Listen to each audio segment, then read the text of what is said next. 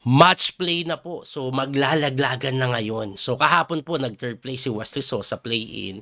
At ang mangyayari, lahat po na nag-qualified, maglalaban-laban yan eh. Ngayon, ang advantage po ng mga top winners kahapon, sila po yung pipili na kalaban nila sa mga nasa babang nag-qualified. At si Wesley, dinampot niya po, ito pong si Dimitri Kollars. Isa pong grandmaster yan from Germany. At ang labanan ganito po, 10+2 po ang time control pa rin, tapos dalawang laban. Pag nag 1-1, mapupunta sa Armageddon. Pero pag naka 1.5 or 2 points ka, move on ka na sa round number 2. Ano nangyari? Ito po, game number 1 ito. Puti po si Wesley, nag-deport po siya na sinagot ng Knight F6, C4, E6, Knight C3, Bishop B4. Yan po yung tinatawag nilang Nimso Indian Defense. So pagka Bishop B4, Queen C2 lang si West. Nag D5 and then kinapture lang, binawi, tapos Bishop lang po sa may G5. Parang ano no, Queen's Gambit Exchange Variation ang nangyari. Anyway, nag-8-6 po yan. Atras po yan. Knight C6, E3 lang. Nag-G5. Aggressive yung kalaban ni West. No? Tumakbo lang po yan dyan sa G3. Nag-H4. Gustong kulungin na tinirahan lang ng Bishop sa may B5. Bakit? Para pagka H4, yan yung ginawa, may Bishop E5. Hindi po matikman basta-basta dahil nakapin yung kabayo. So nagkasing yan na matapang at mabilis tumira ito pong si Dimitri na sinagot ni Wesley ng Bishop takes lang. Pagka takes, nag-Knight E2 develop, tumira po ng Knight sa may H4 na sinagot ng H3. Very important yung H3 kasi kukulungin po yung Bishop. Pagka H3, nag-F6 pa rin at tumakbo na po sa may H2. Yun, para may tatakbuhan. Nag-Rook B8 and then nag-casting lang si West. Nakita nyo yung tapang na yan? Kahit na inaatake na, okay pa rin mag-casting yan. Bakit po? Kasi andito din yung king na kalaban eh. Let's say magwala siya dyan, yung king niya din po magdedelikado. Actually, may mga check nga dito si Wesley na hindi niya ginagawa kasi atrasan lang po ng kabayo eh. So, wala pang katulong.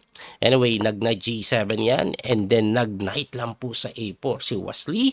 Tumira po ng Bishop A6, nag-rook lang sa may C1. Nakita niyo po yung ginagawa ni West. He's trying to put pressure po sa weakness na C6. So, nag-Bishop D6 po yan. And then, nag-queen lang sa may D1. Kasi hindi pwedeng makapture ng Reyna dahil malilibre to. So, ngayon, pwede nang i-takes yan. Ang ginawa, Bishop takes H2, kinapture, and then Queen D6 para madepensan. So, check po yan. Kaya napilitan tumakbo yung King, nag-Knight E6, and then nag-B3 lang. Okay, para wala na pong weakness dito, pwede nang tumalon. Ayan, wala na yung weakness sa B2. So, tumira po ng Rook E8, nag-Knight G1 lang si West.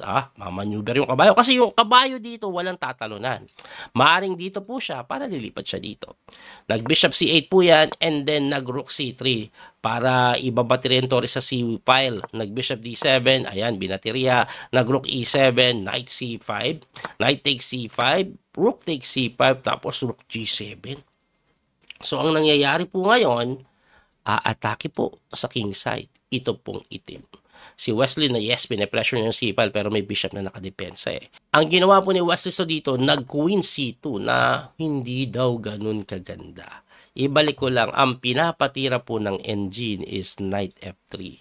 Gusto niya pong wag maitulak basta-basta yung G4 kasi may mga pressure doon. Pero Knight F3, meron din Queen E2. Pero yung Queen C2 daw po is na-equalize dahil maganda na daw po itira yung G4 ngayon. Though hindi tinira na kalaban ng King H8 yan. Si Wesley naman, sabi ng engine, mag-Knight F3 ka na. Kaso ayoko itira yan kasi may G4 parang may tempo pa Diba? Tumira po ng B4 Ang plano ni West, kaya po siya nag-B4, dalawa nakikita ko Yung isa po, pwede niya po itulak to, may kain doon. Yung isa naman, pwede dito, may kain doon. So, ang ginawa, ayan, nagdoble ng tore, and then nag-knight lang po sa E2, G4 na, takes, and then knight lang sa F4. At pagka knight F4, nako po, anong tawag sa kabayo na yan? Unicorn daw yan. Sa sobrang lakas niyan, depensado lahat ng magandang square. Depensado po yung G2. Eto, hindi maitulak. May mga pwedeng itulak lang ganon. Tapos may pressure doon. Ang ganda din ng possible talon. Nakacentralize. Ang matindi, walang pawn na pwedeng magpaalis. Wala ding pyesa pwedeng magpaalis dyan. Alam nyo kung ano lang pwedeng magpaalis dyan? Tore.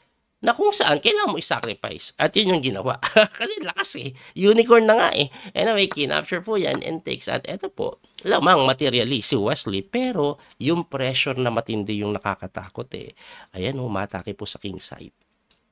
So, ang tinira po ni Wesley, Queen E2, na kung saan tinirahan ng Queen G5. Ibalik lang po natin, bakit mali itong Queen E2? May Rook E8. Well, kahit mali, lamang pa rin eh. So, I think, hindi lang siya yung number 1, pero okay lang. Kasi ang number 1 daw po is Rook C3. Baka ganun. Anyway, Queen E2 po ang ginawa. Then, nag-Queen G5. Balik natin, coach. Libre na, ayaw pakainin. Kasi po, pag tinix po yan, magkakaroon po ng matindihang Rook C4. Hanip pa. Pinakain lang mga sir. Pinakain lang. Ano mangyayari pag kinapture yan? Rook H5. Pagpunta dito, check. Pag angat doon, mati. Yun ang mangyayari. Balik natin na konti. Di wag natin kainin. Takbo lang dito, check. King H2. Wow, grabe yun, no? Grabe yun. Yun daw maganda. Anyway, balik po tayo sa nangyari. Pagka Queen E2, nag-Queen G4 or G5, Rook G1 to defend, nag-Rook E8, Queen F3, and then Bishop G4, tumakbo po sa D3, Bishop F5, tumakbo sa D1, nag-H3 na sinagot lang po ng G3, mali pa nga daw eh. Ano ba tamang tira? Rook C3 daw ang tamang tira eh. Laging kinakailangan to eh, no? Para may ganun naman, tapos ganun, no? Anyway, tinira po is G3 na okay pa rin naman. And after Bishop G5 or G4, in F3 lang ni West. Tumakbo po yan doon sa may D7. And then Queen C1, hinahamon ni Wesley. Kasi pag nawala yung Queen dito, okay na to. Kasi quality up. So, nag-Queen H5, Queen F4. Tumira po ng King move. And then nag-Rook C2. Ayan, bumabalik na yung tore para dumipensa. Nag-Rook E7, nag-King lang po sa may H2, tumira ng Queen G5 na, teka lang, siya na ngayon yung naghahamon.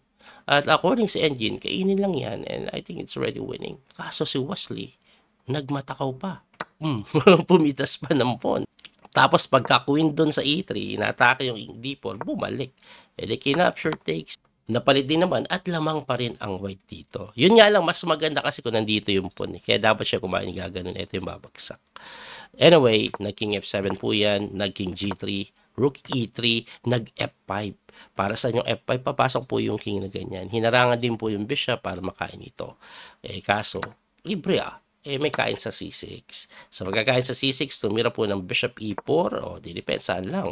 Tumira ng H2, di kainin na natin yan. Tinakes niya po yung F3, King move lang, Hanip, no? Wala bang ganito? Meron, pero kiking movean din Mapapalit lang and happy po ang white pag napalit-palit yung tore dahil quality up So, nag-Bishop E4 po yan, tumakbo yung King, chinek, tumakbo ulit sa F4, tumakbo yung tore sa A3, pumasok yung King, kumain ng pawn. Sabi ni Wesley, sa'yo na yan, Rook G1, nag-Rook E2, threatening po discovery. Kaso check lang, pagkatira nun, chinek ulit, umangat, chinek ulit, bumaba, and then King lang sa D6. Naubusan po ata ng oras yung kalaban ni Wesley. Bakit? Naubusan ng oras? Anyway, kahit di maubusan ng oras, mati na din po ito. Kasi ang next na tira is Rook E7 and then check. Ngayon, itakbo natin yung Bishop para walang Rook E7. Rook G8 naman. Kaya, ayun. Panalo si Wesley game number 1 at sa game number 2. Panalo na naman si West. Grabe yung game number 2. Napakahaba po ng game number 2 nila.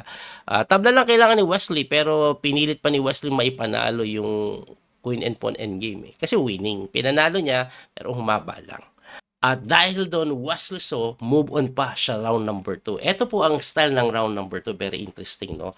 So, yung mga nanalo po sa round 1, sila Wesley po yan. Ito po yung mga nanalo Sila Wesley po, si Sam Sebian, si Andrei Isipenko, and si Duda, tinalo niyo si Daniel Dubov, si MBL natalo kay Belimir Ibik, no? Yung mga nanalo po na yon, ganito mangyayari, 4 sila pagpipilian po sila ng mga nag-qualified nung nakaraan pa. Ang pipili po ay sila Nepo, si Dennis Lasabic, si Lebon Aronian, pati si Alexei Sarana. So, yun po yung mga mamimili. At ang pagpipilian nga, yung mga nanalo sa round 1. Ang matindi, as usual, kay Wastiso walang pumipili. So, tingnan natin kung sino makakalaban niya. Abangan niyo po yung video natin. Muli, ito po yung coach, PD Master Daniel Causo. Hanggang sa muli pagkikita. God bless po mga kabiyahe. Bye-bye po. Thank you sa support. Don't forget to like and share. That little mouse, 'cause I'm an albatross.